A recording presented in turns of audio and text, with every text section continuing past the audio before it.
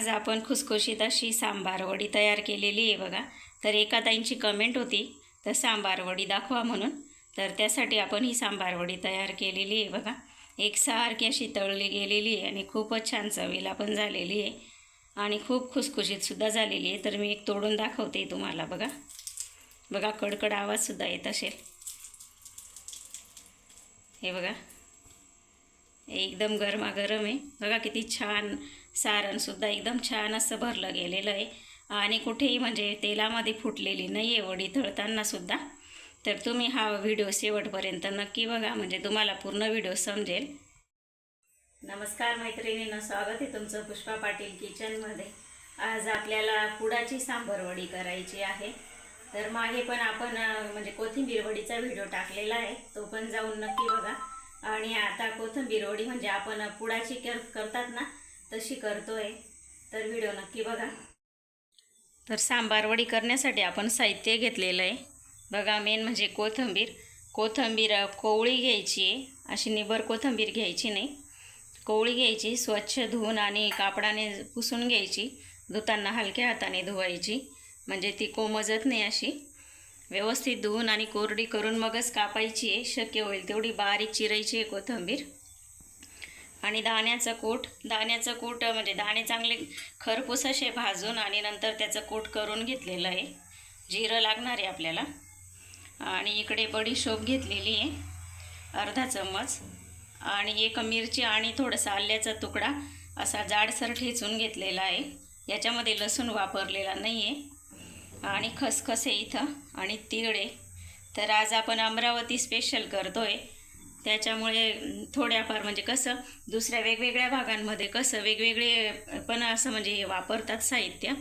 तर इकडे कसं हेच साहित्य वापरलं जातं म्हणून मी हे घेतलेलं आहे. आणि वडीला छान अशी गोड आंबट चव यावी म्हणून साखर घेतलेली 1 चम्मच आणि थोडंसं लिंबू सत्व घेतलेलं आहे. आणि इकडे लाल मिरची पावडर आहे थोडीशी, गरम मसाला, धना पावडर आहे आणि हळद आहे. हे झालं आपलं सारणाचं साहित्य. आता आपल्याला पारीसाठी बघा 2 वाटी इथे मी मैदा घेतलेला आहे. आता आपल्याला आधी सारण तयार करून घ्यायचं आहे. त्यासाठी मी थोडंसं तेल घालणार आहे. तेल कमीच घालायचं, जास्त तेलाचा वापर नाही करत याच्यामध्ये.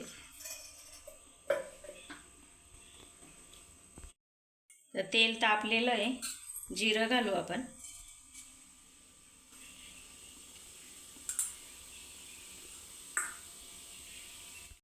जिरं छान फुलल्यानंतर आलं आणि मिरचीची पेस्ट घालू आपण.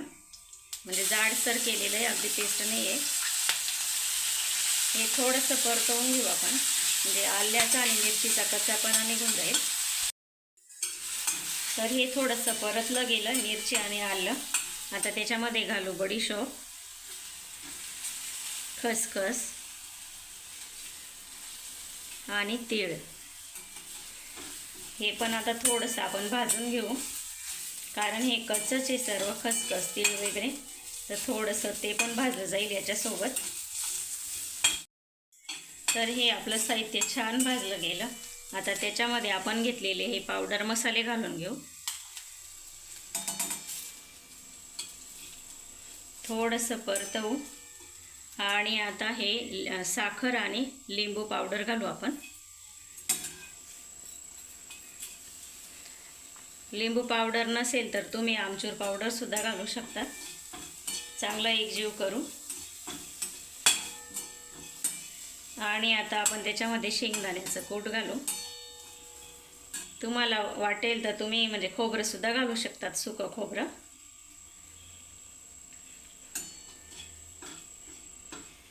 थोडंसं परतवून घेऊ आपण. आपण तर छानच म्हणजे शेंगदाणे भाजून आणि कूट तयार केलेलं आहे, त्यामुळे जास्त परतवायची गरज नाही आहे. फक्त असं एकजीव करून घ्यायचं आहे आपल्याला. तर याच्यामध्ये आता आपण मीठ घालून घेऊ चवीनुसार. कोथिंबीरचा अंदाज घेऊन थोडंसं मीठ घालू, जास्त पण नाही घालायचं. एकजीव करू आणि गॅस बंद करू आता. आणि याला थोडा वेळ आपण 20-21 मिनटं गार करून देऊ चांगलं. सारण आपलं गार होतं आहे तोपर्यंत आपण आता मैदा भिजवून घेऊ पारीसाठी. तर चवीनुसार मीठ घालायचं आहे. मैद्याला आपण जेवढा मैदा घेतला आहे तेवढं त्या चवीचं मीठ घालायचं आहे आपल्याला. मीठ घातलं, एकजीव करून घेऊ. तर मीठ मिक्स करून घेतलं. आता इकडे मी 4 चमचे बघा तेल गरम केलेलं आहे. तेल अगदी कडकडीत गरम करून घेतलेलं आहे आणि कोमट असं करून घेतलेलं आहे. एकदम गरम पण नाही घालायचं आपल्याला, कोमट करून घेतलेलं आहे. आणि सर्व मैद्याला चांगलं मिक्स करून घ्यायचं आहे, असं चोळून घ्यायचं आहे. याने आपली म्हणजे ही पारी आहे ना खुसखुशीत होते, खूपच छान होते अशी. तर तेल घालून घेते मी आणि पूर्ण आता असं एकजीव करून घेऊ.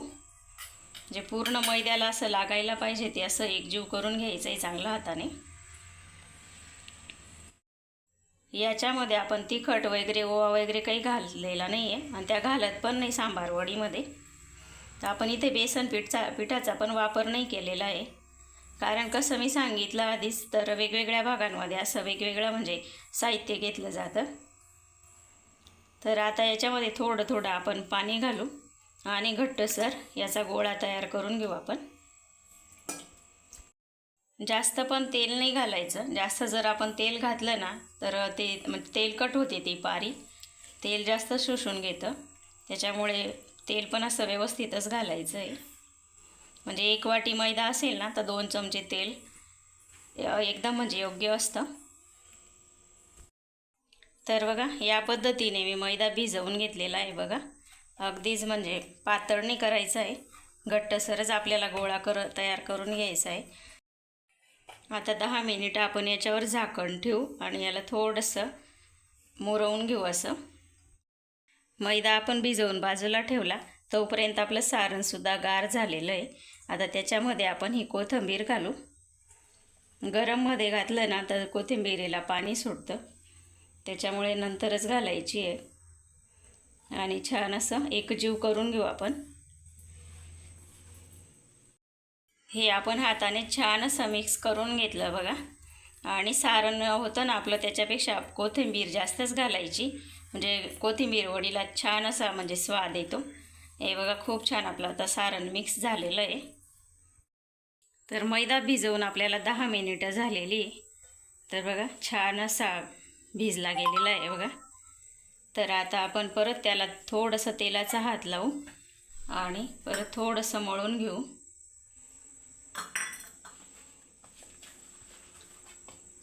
आणि एकसारखे त्याचे आपण आता गोळे करून घेऊ. आधीच आपण गोळे करून घेतले ना तर एकसारखे होतात, म्हणजे आपली वडीसुद्धा एकसारखी होते. आणि आता आपल्याला याचा फुलक्याचा आपण जेवढा गोळा घेतो ना त्याच प्रकारे गोळा घ्यायचा आहे आपल्याला याचा. तर बघा आता आपण त्याचे छोटे छोटे गोळे करून घेऊ. फुलक्याला घेतो आपण त्याप्रमाणे. हे बघा असे छान असे गोल करून घेऊ. आणि आता एका भांड्यामध्ये ठेवू सर्व गोळे आणि झाकण ठेवायचं आहे. म्हणजे आपण एक गोळा लाटतो ना तोपर्यंत ते सुकायला नको, त्याच्यासाठी आपल्याला झाकण ठेवून द्यायचं आहे. आपण सर्व गोळे तयार करून घेतलेत बघा या पद्धतीने. तर आता हे आपल्याला झाकून ठेवायचं आहे आणि एक लाटण्यासाठी घ्यायचं आहे आपल्याला.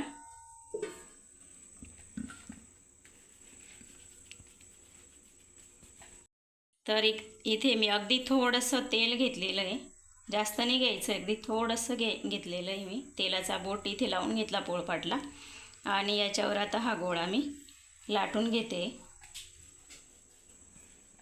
आपला फुलका असतो ना त्या पद्धतीने करायचा आहे. तर बघा मी असा फुलका लाटून घेतलेला आहे आणि एकसारखा लाटायचा आहे, मध्ये कुठे जाड बारीक ठेवायचं नाही. आता आपण सारण भरून घेऊ त्याच्यामध्ये बघा.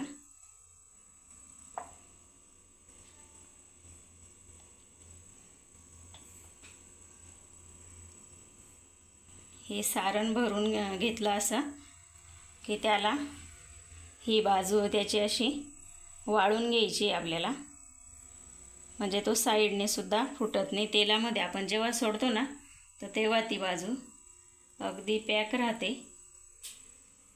आणि कोथिंबिरी वडीचं म्हणजे सारण बाहेर निघत नाही, तेलामध्ये पडत नाही ते. हे बघा, नंतर हे असं वाळून झाल्यानंतर हा भाग आपल्याला असा वाळून घ्यायचा आहे आणि नंतर हा भाग असा बंद करून घ्यायचा आहे आपल्याला. बघा, एकदम परफेक्ट अशी वडी तयार झालेली. इथे थोडंसं दाबून घ्यायचं चांगलं,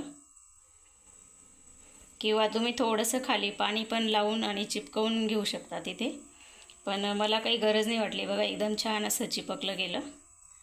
हे बघा, छान अशी तयार झालेली आहे, पूर्ण बाजू तिच्या बंद झालेल्या आहे बघा. तर अजून एक भरून दाखवते मी. लाटून घेतली आहे पोळी. हे बघा, असं थोडंसं लांबट आकाराचं सारण असं भरून घ्यायचं आणि हा भाग आधी फोल्ड करायचा,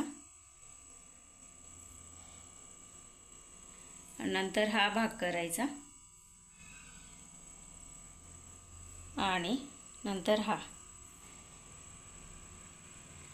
आणि वरून हा. बघा, छान अशी वडी तयार होते.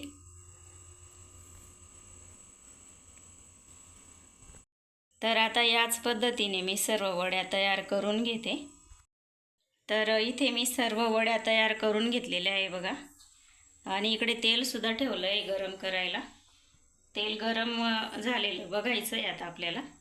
तर बघा, हा गोळा टाकते मी. हा जर लगेच वरती आला ना तर आपलं तेल गरम आहे समजायचं. बघा, लगेच वरती आला. असंच गरम करून घ्यायचं आहे आपल्याला, अगदी कडकडीत नाही करायचं आहे. अगदी गोळा टाकल्याबरोबर वरती आला लगेच. आता आपण सांबार वडी सोडून घेऊ.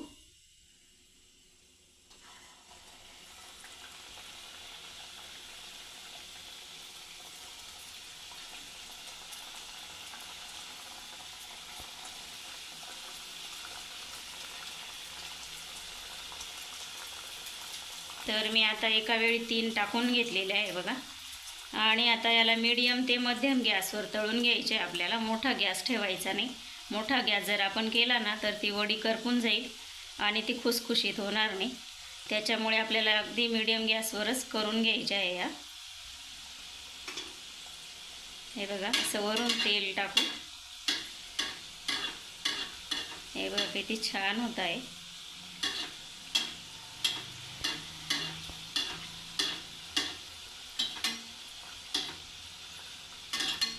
आणि खालची बाजू थोडी कुरकुरीत होऊ देऊ आपण आणि नंतरच पलटी करू.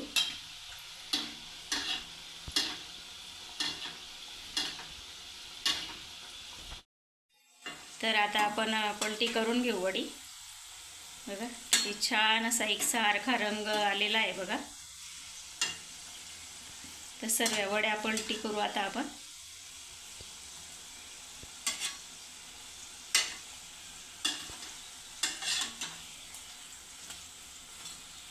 आणि हे खालची बाजूसुद्धा आपण तशीच कुरकुरीत करू. तर बघा, वडी छान तळली गेली आहे. रंग पण एकसारखा आलेला आहे बघा. आणि अगदी खुसखुशीत अशी तळली गेलेली आहे. तर काढून घेऊ आपण आता.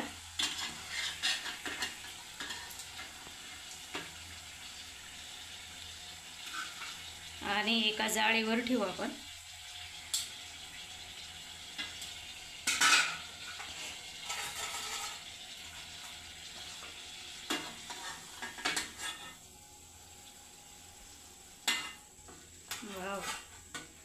आणि उरलेल्या वड्यासुद्धा याच पद्धतीने आपण तळून घेऊ आता. तर बघा, तळून तयार आहेत आपली कोथिंबीर वडी, सांबार वडी. बघा, अगदी अजिबात तेल नाही आहे बघा. हे बघा, आणि जे थोडंफार असेलही तर आपण जाळीवर ठेवल्यामुळे ते खाली निथळून गेलं असेल. हे बघा, अगदी खूपच छान अशी झालेली आहे. आणि सोबत मी मिरचीसुद्धा तळून घेतलेली आहे. तर आता आपण लगेच गरम गरम खाऊ.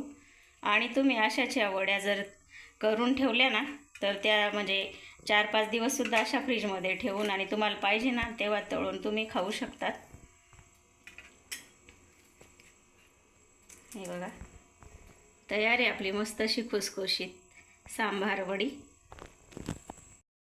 तर ही सांबार वडीची रेसिपी तुम्हाला आवडली असेल तर लाईक करा, शेअर करा, सबस्क्राईब करायला विसरू नका. धन्यवाद.